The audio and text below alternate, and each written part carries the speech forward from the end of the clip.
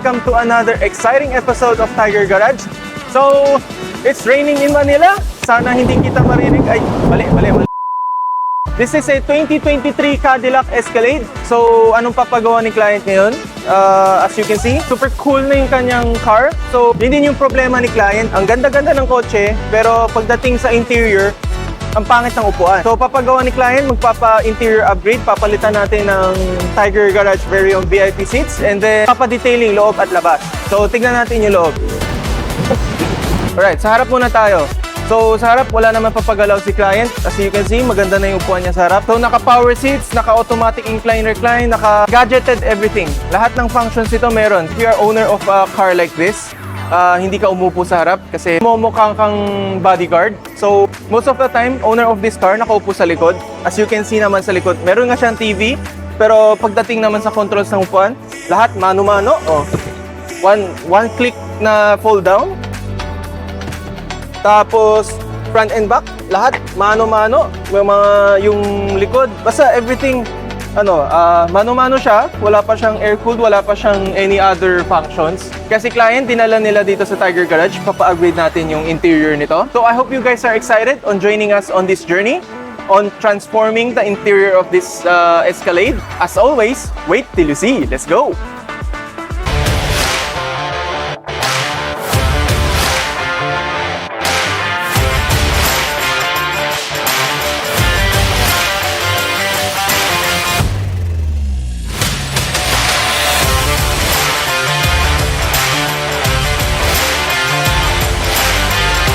Napakalaki tong Escalade. Ayun, kung nakita nyo sa harap, halos sagad na.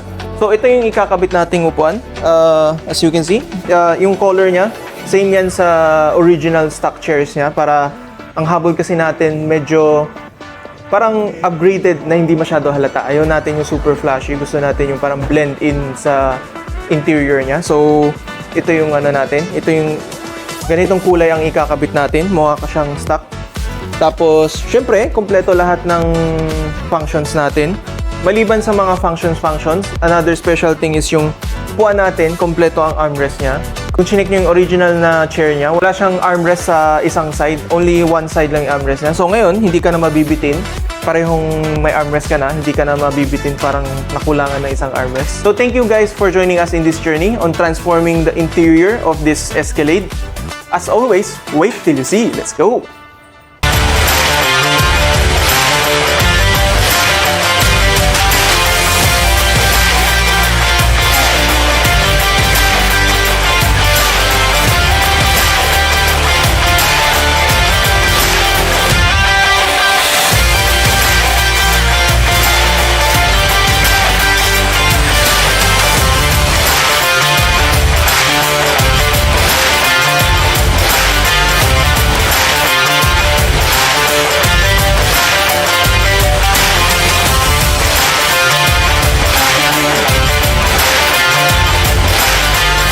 Alright, this is another week later. Natapos na natin yung ating Cadillac Escalade. So tara, tignan natin yung loob. Pre, pagbukas ng door, automatic step board. Well, hindi kami gumawa. It's a stock feature of the car.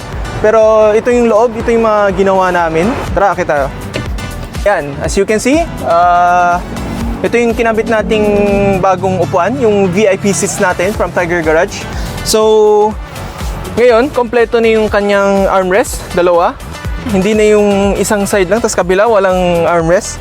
Syempre, every controls of the seats are electronic. So maliban sa front and back, meron pa tayong like special feature side to side. Para saan to? Para like pupunta ka sa third row, pwede mo ilayo yung dalawang upuan para lumaki yung hallway sa gitna, para hindi ka masikipan pagpunta sa likod. Syempre, maliban sa lahat ng electronic na features natin, meron din tayong massage, meron din tayong lumbar support. Feature-wise, kompleto talaga yung upuan natin. At saka, ang kagandahan nito, wala tayong sinira sa pag-install nitong upuan. So, maybe sometime in the future, si client, like, ibebenta na yung car, or like, ayaw niya nito, or maybe after 10 years, sira na to, gusto niya ibalik yung kanyang stock seats, pwede ibalik everything without any modifications. Syempre, another thing is our very own Tiger floor mats. So, kinabitan natin to ng Tiger floor mat. Kaya pag tingin mo nito, it's like, hindi siya masyadong halata, pero pag tinignan mo, parang it's meant to be there. It's very classy talaga siya tignan mo, siyang mamahalin. Then another thing is madali siyang linisin. You can just remove the mats and then clean it. Tapos yung lower mat, you can just wipe it and then malilinis na lahat to. Super easy to clean. Hindi siya katulad ng stock na floor mat nito. It's color beige. Well, this is not really beige. This is parang almost white, almost dirty white-ish. So, sobrang madali siyang madumihin. Kaya pinalitan natin ng beige na flooring. Bumagay naman siya sa kotse at saka madali siyang linisin and hindi siya ganun kadali madumihan. So, ayan, another happy client. If you are interested in our seats or any of our products, just give us a message and let us make it happen. So, thank you guys for watching. I'll see you in our next episode. Goodbye!